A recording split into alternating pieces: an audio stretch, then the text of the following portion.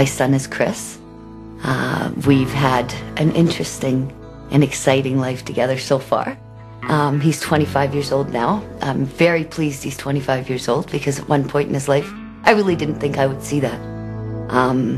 He had a very rough, young life. Back when I was 12, I ended up being sexually assaulted, and at that point in my life, it was a pretty traumatic experience. Going through that, I was feeling a lot of anger. I felt alone. It took Chris about 2 months to tell me what had happened, and in the meantime, I knew there was a lot wrong. That it was just awful. He was not my child anymore. He'd become somebody else. After the assault, my mom needed to get me away from the situation and away from any further impact on myself and on my life at that point. So the decision was made very quickly to move me and my family to a new area where I had to go attend a new school. Everything in my life changed. I took him in for sexual counseling a few times. It didn't really help at all. He was getting angrier and angrier, and then he stopped going to school.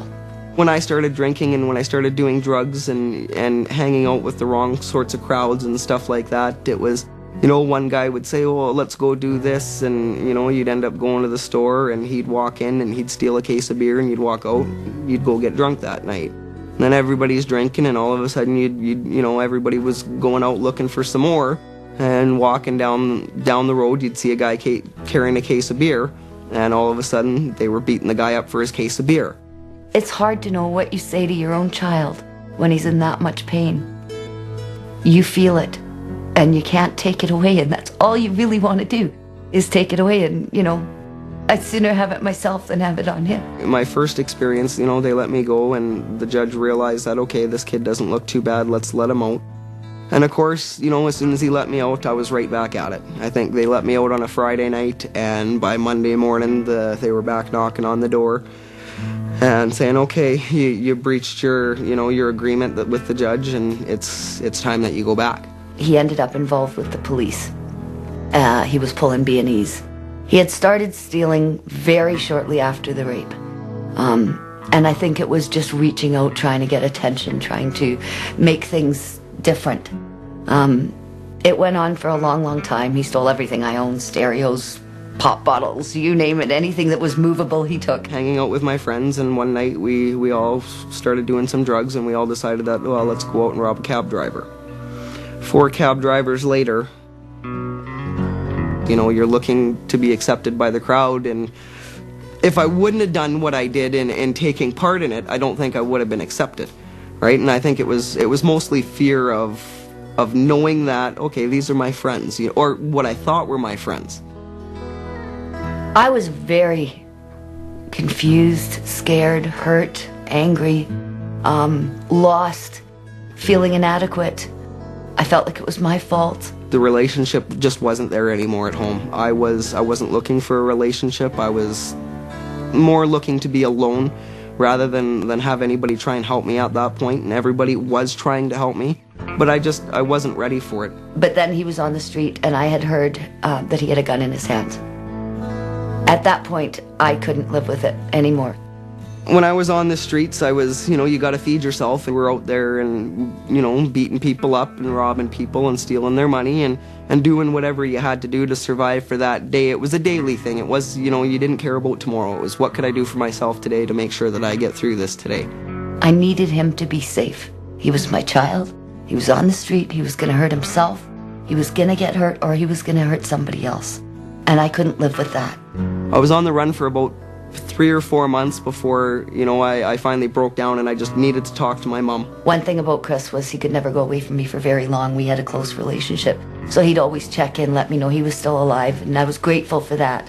The last day he phoned me, he said he was on the street, and he said he wasn't coming home, and I begged him to just see me. So I met him at Londonderry Mall, and I did set him up. I had the police waiting for him. I just had to get him off the street, make sure he was safe, I think my mom made the phone calls to the detective more for love than anything. I know that she was very concerned with me. She had heard I was on the streets carrying a gun, hanging out with the wrong type of people, and I think she was more worried for me And herself, knowing that, you know, her baby's out there and he's doing this and he's got a gun and, you know, what's going on, where she wanted to know that I was safe. It was embarrassing. It was humiliating. Mostly I felt like I was betraying him, but I didn't care. To be really honest, I didn't care. I wanted him off the street. I wanted him safe. I didn't care if he hated me. That was minor to me. It was a rough thing, you know, when your mother sets you up and you end up back in jail. But on that note, it's, you know, it was probably one of the best things that happened in my life, because that's what changed me. Then things changed. When he ended up in group homes, people started understanding that this child was in trouble and that this child needed help. And then I sat down and I says, okay, that's when it hit me, is this is not where I want to be. This is not what I want to do for the rest of my life. I seen the same group of friends that I can't say put me into this situation, but helped me get to that situation. I seen them doing a lot worse than I was. When I went into court and the judge sentenced me to 6 months here and to 6 months there, and my friends are coming back and they were sentenced to 3 years here and 4 years there, it really put my life into perspective. He started dealing with his issues. John Howard Society came on board, saved his life. Literally, I truly mean that, and I truly believe that. They saved his life. The reality is, some people might take more than one time, one intervention, or longer period of time with a service provider in order to make a difference. But fundamentally, it comes down to, 1, having people that believe in you. 2, having qualified people that believe in you, that actually have the skills, willingness to listen, and the connections within the community in terms of other service providers to make the difference. And then 3, that person realizing that and having that belief in themselves that yes, they can make the difference in themselves in order to become successful. I've seen 16-year-olds that it's hard to imagine that they've made it as far as they have because of all the things that have gone on in their life.